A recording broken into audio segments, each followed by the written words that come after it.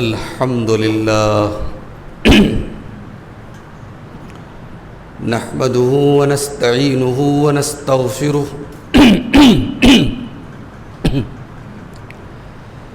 ونعوذ بالله من شرور أنفسنا ومن سيئات أعمالنا من يهده الله فلا مضل له ومن يضلل فلا هادي له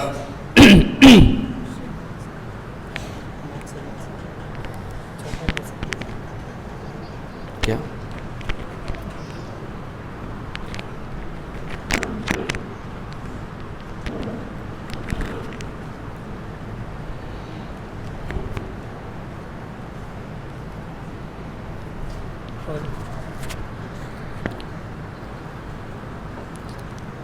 ومن يضلل فلا هادي له وأشهد أن لا إله إلا الله وحده لا شريك له وأشهد أن محمدا عبده ورسوله يا أيها الذين آمنوا اتقوا الله حق تقاته ولا تموتن إلا وأنتم مسلمون يا أيها الناس اتقوا ربكم الذي خلقكم من نفس واحدة وخلق منها زوجها وبث منهما رجالا كثيرا ونساء واتقوا الله الذي تساءلون به والأرحام إن الله كان عليكم رقيبا يا أيها الذين آمنوا اتقوا الله وقولوا قولا سديدا يصلح لكم أعمالكم ويغفر لكم ذنوبكم ومن يطع الله ورسوله فقد فاز فوزا عظيما أما بعد فإن خير الحديث كتاب الله وخير الهدي هدي محمد صلى الله عليه وسلم وشر الأمور محدثاتها وكل محدثة بدعة وكل بدعة ضلالة وكل ضلالة في النار أعوذ بالله من الشيطان الرجيم بسم اللہ الرحمن الرحیم وما خلقت الجن والانس الا لیعبدون. محترم حاضرین جمعہ،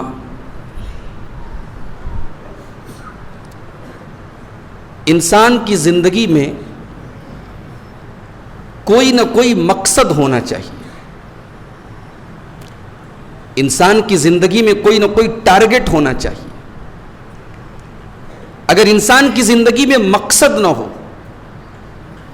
اس کی زندگی کا کوئی گول نہ ہو، اس کی زندگی کا کوئی ایم نہ ہو، تو پھر انسان کی زندگی کا کوئی مطلب نہیں ہے.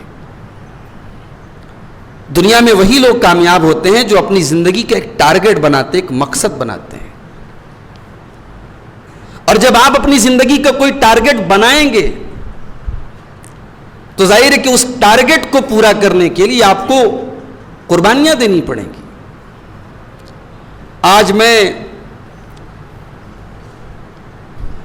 رات میں میرا پروگرام تھا پاکڑ میں، مجلا ڈی میں. وہاں سے 4 ویلر سے برہروا اسٹیشن کے لیے جب میں نکلا، رات کے تقریباً 4 بج رہے تھے.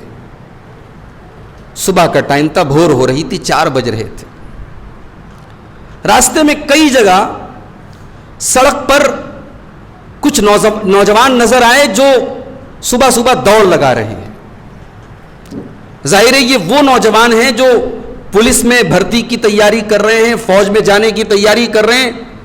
صبح سویرے 4 بجے، 4:30 بجے، 5 بجے دنیا سو رہی ہے، یہ اٹھ کر کے دوڑ رہے ہیں سڑک کے اوپر. کیوں؟ کیونکہ ان کی زندگی کا ایک ٹارگٹ ہے میرے بھائی.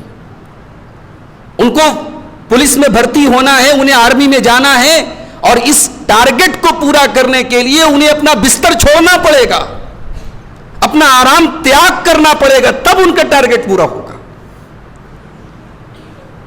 आईएएस और आईपीएस की तैयारी करने वाले स्टूडेंट 24 घंटे में 18 घंटे पढ़ाई करते हैं, कम सोते हैं, खाने पीने पर बहुत कम टाइम स्पेंड करते हैं। 18 घंटे जब वो पढ़ाई करते हैं, एक एक साल 2-2 साल जब वो तैयारी करते हैं, उसके बाद उनका नाम अखबारों में आता है, उसके बाद उनके इंटरव्यू लिए जाते हैं टेलीविजन के ऊपर कि साहब इन्होंने आईएएस का एग्जाम पास किया, इन्होंने आईपीएस का एग्जाम पास किया। जाहिर है कि उनकी जिंदगी का एक टारगेट होता है, उस टारगेट को पूरा करने के लिए वो कुर्बानी देते हैं। मेरे प्यारे भाइयों, हम और आप भी अल्लाह तबारक व तआला के एक मकसद के तहत अल्लाह तबारक व तआला ने हमें और आपको पैदा किया है। ऐसा नहीं है कि हमारी जिंदगी का कोई टारगेट नहीं है, हमारी जिंदगी का कोई मकसद नहीं है, हम यूं ही बस दुनिया में आए हैं, खाएं, कमाएं, एंजॉय करें। नहीं, ये हमारी जिंदगी का मकसद नहीं है। अफहसिबतुम अन्नमा खलकनाकुम अबसा व अन्नकुम इलैना ला तुरजऊन। मेरे बंदो, क्या तुमने ये सोच लिया है कि हमने तुमको बेकार पैदा किया है? क्या तुमने ये समझ लिया है कि तुम्हारी जिंदगी का कोई मकसद नहीं है? तुम दुनिया में बस इंजॉय करने के लिए, खाने और पीने के लिए आए हो? क्या तुमने ये समझ रखा है कि मरने के बाद तुम्हारा हिसाबो किताब नहीं होगा, तुम्हें अल्लाह के पास जाना नहीं पड़ेगा? ऐसा नहीं है। अल्लाह ने एक मकसद के तहत तुम्हें पैदा किया है। कुरान मजीद का 29वां पारा उठाओ, अल्लाह फरमाता है, अयहसबुल इंसानु अन युत्रका सुदा अलम यकुन नुतफतम मिन मनिय्यिन युमना थुम्मा काना अलकतन फखलक फसव्वा फजअल मिनहु ज़ौजैनि ज़कर वल उन्सा। ऐ इंसान, तुझे अपनी औकात याद है? तुझे अपनी हैसियत याद है? बड़ा तुझे अपनी ताकत पे नाज है, बड़ा अपनी जवानी पर गुरूर है, बड़ा अपनी दौलत पर तुझे तकब्बुर है। ऐ इंसान, तू भूल गया तू पैदा कैसे हुआ था? अया सबुल इंसान युत्रका सुदा। क्या इंसान ये समझता है कि उसे यूं ही छोड़ दिया जाएगा, उसको बेकार छोड़ दिया जाएगा, उसका हिसाब किताब नहीं होगा, उसको अल्लाह के पास लौटाया नहीं जाएगा? अलम यकुन नुतफतम मिन मनिय्यिन युमना। क्या इंसान मनी के कतरे से पैदा नहीं किया गया था? क्या एक हकीर पानी के कतरे से इसे पैदा नहीं किया गया था? तेरी तख्लीक की शुरुआत एक हकीर पानी के कतरे से हुई थी। सुम्मा काना अलकतन, फिर उस कतरे को अल्लाह ताला ने जमा हुआ खून बना दिया। फखलक फसव्वा, फिर तू 9 महीने के बाद अपनी माँ के पेट से बरामद हुआ। तेरी खूबसूरत शक्ल सूरत, तेरा मुकम्मल जिस्म लेकर के तू दुनिया में आया। अल्लाह चाहता 2 हाथ की जगह तुझे 1 हाथ दे देता, 2 आंखों की जगह तुझे 1 आंख दे देता, तुझे अल्लाह ताला दिमाग न देता, तुझे अल्लाह ताला चेहरा बिगाड़ तेरा चेहरा बिगाड़ देता। सुम्मा काना अलकतन फखलक फसव्वा। मेरे बंदे, तू याद कर, तुझे अल्लाह ने एक हकीर पानी से एक जीता जागता इंसान बना दिया। फजअल मिनहु ज़ौजैनि ज़कर वल उन्सा। फिर तू दुनिया में आया तो तुझे हमने मर्द बनाया या औरत बनाया, लड़का बनाया या लड़की बनाया। उसके बाद अल्लाह ने एक अजीब बात कही, अलैसा ज़ालिका बिक़ादिरिन अला अन युहयियल मौता। जो अल्लाह तुझे एक हकीर पानी के कतरे से इंसान बना सकता है, क्या वो अल्लाह तेरे मरने के बाद तेरी हड्डियों को दोबारा नहीं जोड़ सकता, तुझे दोबारा जिंदा नहीं कर सकता, तेरा हिसाब व किताब नहीं ले सकता? जो अल्लाह तुझे हकीर पानी के कतरे से इंसान बना सकता है, वो दोबारा तुझे जिंदा करके तेरा हिसाब भी ले सकता है। तो जिंदगी बेमकसद नहीं है मेरे भाई। अगर हमने ये समझ रखा है कि हमारी जिंदगी बेमकसद है तो हम बहुत बड़ी भूल में हैं।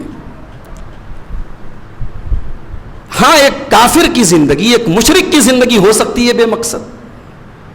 न उसका कोई रब है, نہ وہ کسی اللہ کو مانتا ہے، نہ اس کے پاس توحید ہے، نہ اس کے پاس ایمان ہے، تو ٹھیک ہے بھائی، وہ انجوائے کر رہا ہے، وہ کھا رہا ہے، پی رہا ہے، مست بنا ہوا ہے. مگر ایک دن وہ کافر بھی کہے گا اللہ کی بارگاہ میں، جو دنیا میں صرف کھاتا تھا، پیتا تھا، انجوائے کرتا تھا، جو اللہ کو نہیں مانتا تھا، جس کی زندگی کا کوئی ٹارگٹ نہیں تھا، وہ کافر بھی کل قیامت کے دن اللہ کی بارگاہ میں کہے گا کہ کاش میں مسلمان ہوتا، کاش میں ایمان والا ہوتا. ربما یود الذین کفروا لو کانوا مسلمین. ایک ایسا وقت بھی آئے گا جب کافر لوگ تمنا کریں گے، آرزو کریں گے، خواہش کریں گے، لو کانوا مسلمین، کہ کاش ہم مسلمان ہوتے. کافر یہ تمنا کریں گے کہ کاش ہم مسلمان ہوتے. ذرہم یاکلوا ویتمتعوا ویلہہم الامل فسوف یعلمون. اے نبی، اگر دنیا میں یہ کافر کھا رہے ہیں، پی رہے ہیں، انجوائے کر رہے ہیں، لمبی چوڑی امیدیں باندھے ہوئے ہیں، ان کو باندھنے دو، ان کو انجوائے کرنے دو، ان قریب ان کو اپنا انجام پتہ چل جائے گا. تو مقصد تو ہونا چاہیے میرے بھائی زندگی کا. اب مقصد کیا ہے؟ کیوں اللہ نے ہم کو پیدا کیا؟ ہم دنیا میں کیوں آئے ہیں؟ اس کا جواب بھی ہمیں قرآن میں ملے گا. قرآن کا 27واں پارہ کھولو، سورہ زاریات کی آیت نمبر 56 میں اللہ تعالیٰ نے ہماری زندگی کا، ہماری پیدائش کا، ہمارے کریشن کا مقصد بتایا. ہم کیوں دنیا میں آئے ہیں؟ فرمایا وما خلقت الجن والانس الا لیعبدون. میرے بندو، ہم نے تمہیں صرف اور صرف اپنی عبادت کے لیے پیدا کیا ہے. ہم نے تمہیں اس لیے پیدا کیا ہے کہ تم ہم کو راضی کرو. تمہارا کھانا پینا، تمہارا کاروبار کرنا، تمہارا شادی بیاہ کرنا، تمہارا بیوی بچوں سے محبت کرنا، تمہاری زندگی کا ایک ایک عمل اللہ کو راضی کرنے کے لیے ہو جائے. وما خلقت الجن والانس الا لیعبدون. تمہیں پیدا ہم نے اس لیے کیا ہے کہ تم ہمیں راضی کرو، تم اللہ کو راضی کرو. اب یہاں پر ایک غلط فہمی اپنی دور کر لیجئے میرے بھائی. ہم کیا سمجھتے ہیں؟ مسجد کے اندر ہم آئے، ہم نے نماز پڑھی، ہم نے اللہ کو راضی کیا. رمضان کا مہینہ آ رہا ہے، ہم نے رمضان کے 29 یا 30 روزے رکھے، ہم نے اللہ کو راضی کیا. اللہ نے دولت دے دی، زندگی میں ایک بار حج کر لیا، عمرے کر لیے، ہم نے اللہ کو راضی کر لیا.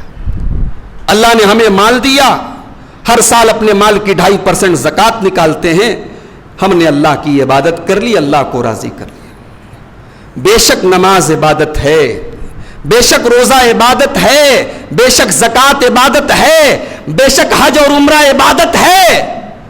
مگر آپ اپنی یہ غلط فہمی دور کر لیں کہ آپ اپنے بچوں کے لیے جو بزنس اور کاروبار کرتے ہیں وہ بھی عبادت ہے میرے بھائی، وہ بھی عبادت ہے. آپ اپنی بیوی کا حق ادا کرتے ہیں، یہ بھی عبادت ہے. آپ اپنے بچوں کی جائز ضرورتوں کے لیے محنت مزدوری کرتے ہیں، یہ بھی عبادت ہے، اور اس پر بھی آپ کو ثواب ملے گا. اللہ کے نبی صحابہ سے کہتے ہیں، اے میرے صحابہ، کچھ غریب صحابہ اللہ کے نبی کے پاس آئے اور کہنے لگے، اللہ کے نبی، ہم لوگ غریب ہیں، ہمارے پاس دھن دولت نہیں ہے، پیسہ نہیں ہے، ہم اللہ کی راہ میں صدقہ خیرات نہیں کر پاتے ہیں. امیر لوگ تو ثواب میں ہم سے آگے نکل جائیں گے، ان کے پاس دولت ہے، وہ صدقہ خیرات کریں گے، وہ مسجد مدرسے بنوائیں گے، وہ یتیم خانے بنوائیں گے، وہ غریبوں کی مدد کریں گے. ہم تو اتنے صدقہ خیرات نہیں کر سکتے، ہم تو پیچھے رہ جائیں گے. اللہ کے نبی نے فرمایا، نہیں. کس نے کہہ دیا کہ تمہارے پاس دھن دولت نہیں ہے؟ تم غریب ہو نا، پیسہ نہیں ہے نا، کوئی بات نہیں. اللہ اکبر کہہ دیا کرو، یہ بھی صدقہ ہے. لا الہ الا اللہ کہہ دیا کرو، یہ بھی صدقہ ہے. سبحان اللہ پڑھا کرو، یہ بھی صدقہ ہے. الحمدللہ کہا کرو، یہ بھی صدقہ ہے. نیکی کا حکم دیا کرو، یہ بھی صدقہ ہے. برائی سے روکا کرو، یہ بھی صدقہ ہے. وفی بضع احدکم صدقہ. اور سنو، شادی کے بعد اپنی بیوی کے ساتھ ضرورت پوری کرتے ہو، یہ بھی صدقہ ہے. صحابہ شوق ہو گئے، صحابہ حیران ہو گئے، اے اللہ کے نبی کیسی بات کر رہے ہیں؟ شوہر اپنی بیوی کا حق ادا کر رہا ہے، کیا اس میں بھی صدقہ ہے؟ آپ نے فرمایا کہ اگر ایک انسان اپنی اس خواہش کو، اپنی ضرورت کو اگر ناجائز اور غلط طریقے سے پورا کرے تو اس کے اوپر اس کا وبال ہوگا یا نہیں ہوگا؟ اس کا گناہ ہوگا کہ نہیں ہوگا؟ بے شک گناہ ہوگا، یقیناً گناہ ہوگا۔ تو اسی کام کو اگر انسان جائز اور حلال طریقے سے پورا کر رہا ہے تو وہ چیز اس کے لیے صدقہ ہے اور اس پر اسے ثواب ملے گا۔ یہ ہماری شریعت کی آئیڈیالوجی ہے میرے بھائی، یہ ہماری شریعت کا نظریہ ہے۔ اللہ نے منع نہیں کیا آپ بزنس نہ کریں، اللہ نے کہیں منع نہیں کیا آپ بہترین مکان نہ بنائیں، مگر آپ بہترین مکان بنانے کے چکر میں اپنی زندگی کا ٹارگٹ نہ بھول جائیں، دولت کے چکر میں آپ اپنی زندگی کا مقصد نہ بھول جائیں، آپ دنیا کے نام اور دنیا کی شہرت اور دنیا کی دولت اور دنیا کی رنگینیوں میں کھو کر کے اپنی زندگی کے مقصد کو نہ بھولیں۔ یہ ہے شریعت کا مقصد۔ جانتے ہو، ایک مرتبہ حضرت عبداللہ بن عمرو بن عاص رضی اللہ تعالیٰ عنہ بہت بڑے صحابی ہیں، بہت جلیل القدر صحابی ہیں، ان کی شادی ہوتی ہے اور یہ اتنے بڑے عابد صحابی تھے، یہ بیچارے دن میں روزہ رکھتے تھے اور رات میں تہجد پڑھتے تھے، بیوی کا حق ادا نہیں کرتے تھے۔ اب سسر نے اپنی بہو کو دیکھا، تجربے کار تھے حضرت عمرو بن عاص، بہو کے حلیے سے، بہو کے سراپے سے اندازہ لگا لیا بہو خوش نہیں ہے۔ پوچھا کیا بات ہے، سب ٹھیک ہے نا؟ تو بہو نے شکایت کے لب و لہجے میں کہا کہ ابو کیا بتاؤں، آپ کے صاحبزادے تو بیچارے دن میں روزہ رکھتے ہیں، رات میں تہجد پڑھتے ہیں، ان کے پاس بیوی کے لیے کہاں وقت ہے۔ حضرت عمرو بن عاص رضی اللہ تعالیٰ عنہ اپنے بیٹے کی شکایت لے کر کے جناب محمد رسول اللہ صلی اللہ علیہ وسلم کے پاس آئے، کہا اے اللہ کے نبی میرے بیٹے کا یہ حال ہے، نئی نئی شادی ہوئی ہے، اس کے پاس بیوی کو دینے کے لیے وقت نہیں ہے، وہ دن میں روزہ رکھتا ہے، رات میں تہجد پڑھتا ہے، بیوی سے ملاقات کا، بیوی سے بات کرنے کا اس کے پاس ٹائم نہیں ہے۔ اللہ کے نبی نے حضرت عبداللہ بن عمرو کو بلایا اور بلا کر کے بڑی پیاری بات اللہ کے نبی نے بیان کی، کہا اے عبداللہ ان لعینک علیک حقا وان لجسدک علیک حقا وان لزوجک علیک حقا۔ اے عبداللہ تیری آنکھوں کا بھی تیرے اوپر حق ہے، تیرے شریر کا بھی تیرے اوپر حق ہے، تیری بیوی کا بھی تیرے اوپر حق ہے، تیرے مہمانوں کا بھی تیرے اوپر حق ہے، وان لربک علیک حقا، اور تیرے رب کا بھی تیرے اوپر حق ہے۔ اے عبداللہ تو روزہ بھی رکھا کر اور افطار بھی کیا کر، یعنی کنٹینیو روزہ نہ رکھا کر، لگاتار تو روزہ نہ رکھا کر۔ یہاں میں بتا دوں کہ یہ روزہ جو میں بات کر رہا ہوں یہ رمضان کا روزہ نہیں ہے، رمضان کا روزہ تو سب کو رکھنا ہے، یہ نفل روزہ کی بات ہو رہی ہے۔ کہ روزہ بھی رکھ اور تو بیچ بیچ میں افطار بھی کر، یعنی گیپنگ کے ساتھ تو روزہ رکھ، اور تو رات میں نماز بھی پڑھ اور آرام بھی کر، تو اپنی بیوی کا حق بھی ادا کر، اور یہی شریعت ہے، یہی میرا طریقہ ہے۔ تو میرے بھائیوں، اسلام ہمارے سامنے جو زندگی کا مقصد پیش کرتا ہے وہ کیا ہے کہ ہم اللہ کو راضی کریں۔ نماز کا مقصد اللہ کو راضی کرنا، قربانی کا مقصد گوشت کھانا نہیں، اللہ کو راضی کرنا، حج کا مقصد ٹور نہیں، اللہ کو راضی کرنا، زکوٰۃ کا مقصد اللہ کو راضی کرنا۔ ایک انسان کی، ایک مسلمان کی زندگی کا مقصد ہے اللہ کو راضی کرنا۔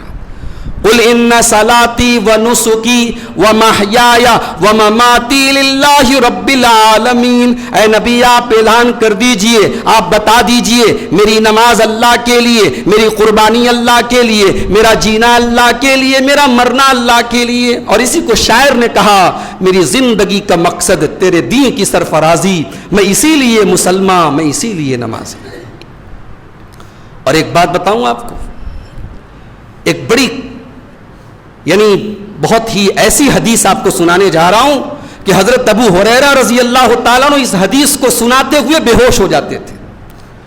3 مرتبہ بے ہوش ہوئے حضرت ابو ہریرہ اس حدیث کو سنانے کے پہلے۔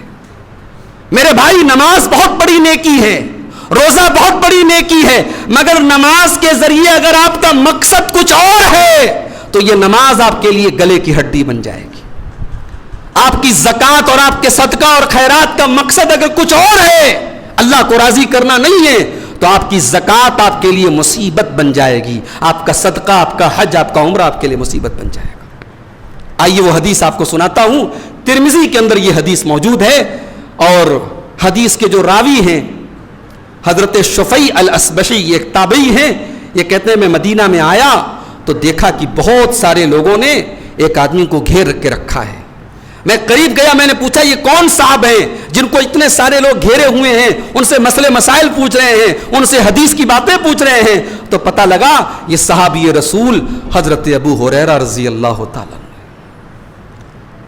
حضرت شفیع کہتے ہیں میں ابو ہریرہ کے پاس پہنچا، میں نے کہا ابو ہریرہ آپ اللہ کے نبی کے صحابی ہیں، میں آپ کو اللہ کا واسطہ دیتا ہوں، آپ مجھے کوئی ایک حدیث ایسی سنائیے جس کو آپ نے بڑے اچھے طریقے سے جناب محمد رسول اللہ سے سنا ہو اور سمجھا ہو، آپ مجھے کوئی ایسی حدیث پڑھ کر کے سنا دیجیے.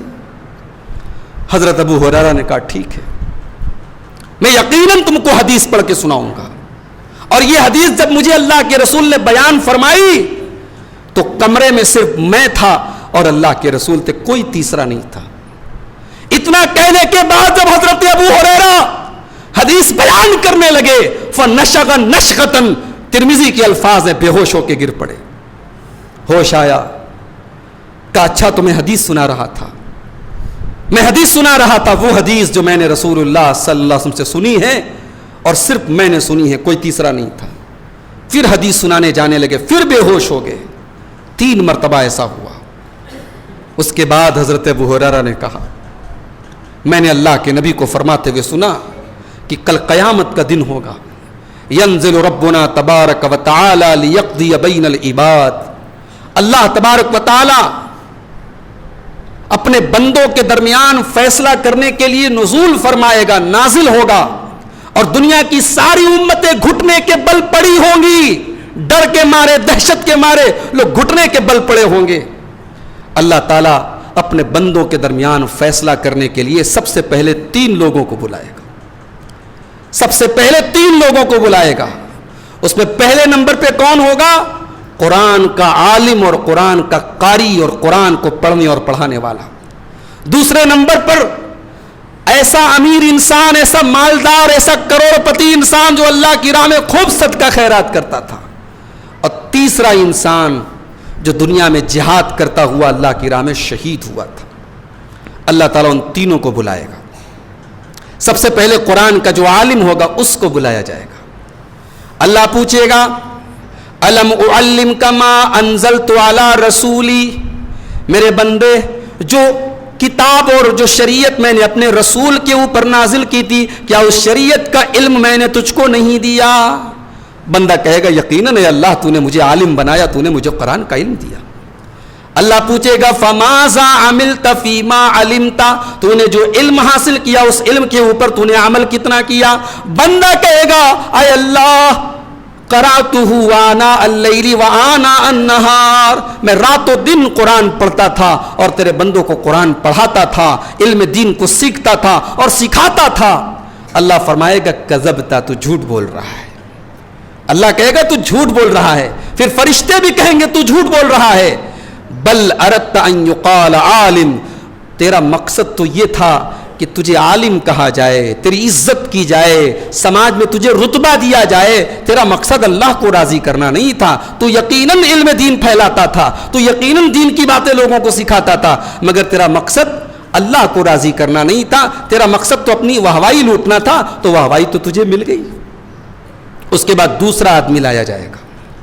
اللہ پوچھے گا الم اوسع علیک، اے میرے بندے میں نے تجھے مال دیا، تجھے دولت دی، حتی لم اعطاک تحتاج الی احد، تجھے اتنا پیسے والا بنایا کہ تو کبھی کسی کا محتاج نہیں بنا.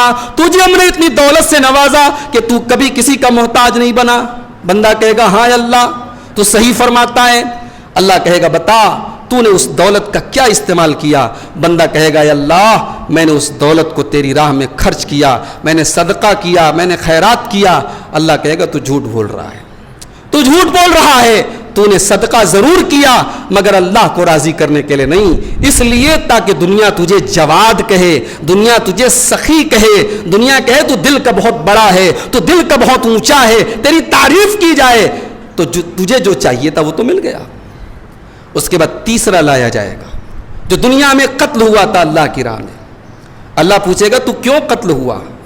بندہ کہے گا قاتلت فیک حتی قتلت، اے اللہ تیری راہ میں لڑتا رہا یہاں تک کہ شہید ہو گیا۔ اللہ کہے گا تو جھوٹ بول رہا ہے، فرشتے کہیں گے تو جھوٹ بول رہا ہے، تو ضرور دنیا میں لڑا تھا اور تو قتل بھی ہوا تھا، مگر اللہ کے لیے نہیں، تو اس لیے لڑا کرتا تھا تاکہ دنیا تجھے بہت بڑا بہادر اور بہت بڑا شجاع اور بہت بڑا ویر سپوت تجھے کہے، تیری ویرتا اور تیری بہادری کے تمغے تجھے ملے تو تجھے جو چاہیے تھا وہ مل جائے گا۔ اب حدیث کا اگلا لفظ سنیے، اللہ کے نبی کہتے ہیں یا ابا ہریرہ اولئک اول خلق اللہ تسعر بہم النار یوم القیامہ، اے ابو ہریرہ اللہ کے بندوں میں یہ 3 لوگ سب سے پہلے ہوں گے جن کے ذریعے جہنم کی آگ کو بھڑکایا جائے گا۔ اللہ اکبر، جہنم کی آگ کا ایندھن بنیں گے سب سے پہلے یہ 3 لوگ۔ کون؟ دنیا میں عالم تھا، دنیا میں اللہ کی راہ میں لڑنے والا مجاہد تھا، دنیا میں اللہ کی راہ میں دان صدقہ خیرات کرنے والا بہت بڑا مالدار تھا۔ میرے بھائیوں، اگر زندگی کا مقصد ہم بھول جائیں تو ہماری نیکی بھی ہمارے کام نہیں آئے گی۔ آج ہمارا نوجوان اپنی زندگی کے مقصد کو بھولا ہوا ہے میرے بھائی۔ اگر یہ اپنی زندگی کے مقصد کو پہچانتا تو رات کو 2-2 بجے تک یہ موبائلوں میں نہ لگا رہتا، حی علی الصلاۃ کی آواز سننے کے باوجود یہ گھروں میں نہ بیٹھا رہتا، الصلاۃ خیر من النوم کی آواز سن کر کے بھی یہ فجر کی نماز سے غائب نہ رہتا۔ اگر میرا مسلمان نوجوان اپنی زندگی کے مقصد کو پہچانتا تو یہ شراب کا رسیہ نہ ہوتا، اگر یہ اپنی زندگی کے مقصد کو پہچانتا یہ زنا کے اڈوں پہ نہ پایا جاتا۔ اور ہماری مائیں بہنیں اگر انہوں نے اپنی زندگی کے مقصد کو پہچانا ہوتا یہ بے حیائی کے کام نہ کرتی، یہ بے پردگی کے کام نہ کرتی، ان کی زبانوں پر غیبت نہ ہوتی، ان کی زبانوں پر چغلی نہ ہوتی، ان کی زبانوں پر شکوے شکایت نہ ہوتے۔ اور مجھے بڑی تکلیف ہوتی ہے میرے بھائی، میں آپ کے اس علاقے میں آتا ہوں، خوشی ہوتی ہے، اتنا بڑا علاقہ ہے، لال مٹیا سے لے کر کے پاکڑ تک چلے جائیے، بروروا تک چلے جائیے، پھر مالدہ تک چلے جائیے، اہل توحید کی اتنی بڑی آبادی ایک ساتھ شاید پورے ہندوستان میں کہیں نہ ملے، مگر کچھ کمیاں بھی ہمارے اندر ہیں میرے بھائیوں، کچھ کوتاہیاں بھی ہمارے اندر ہیں۔ اتنی شاندار مسجد ہے، آتے ہوئے میں نے بھائیوں سے پوچھا مسجد میں عورتوں کا انتظام ہے؟ نہیں مولوی صاحب نہیں ہے۔ انتظام کریں گے ہم۔ کب کرو گے بھائی، کب کرو گے؟ اس انتظار میں ہو کہ ہماری بیٹیاں مرتد ہو جائیں؟ آج ہماری بیٹیوں کو دین سکھانے کا کیا طریقہ ہے، کیا ذریعہ ہے؟ سال میں ایک بار جلسہ کرا لینے سے آپ کی بیٹیاں، آپ کی بہنیں دین سیکھ لیں گی؟ یہ ہفتے میں ایک جمعہ کی نماز ہوتی ہے، آدھا گھنٹے کا خطبہ ہوتا ہے، ہماری بیٹیاں، ہماری بہنیں اس خطبے کے ذریعے دین کی باتیں سیکھ سکتی ہیں۔ اور ایسا نہیں ہے کہ ہم غریب لوگ ہیں، اللہ نے بہت نوازا ہے، ہم میں کروڑ پتی لوگ بھی موجود ہیں، ہم میں ماشاء اللہ ایسے لوگ موجود ہیں جو اکیلے اپنے دم پر مسجدیں بنوا سکتے ہیں۔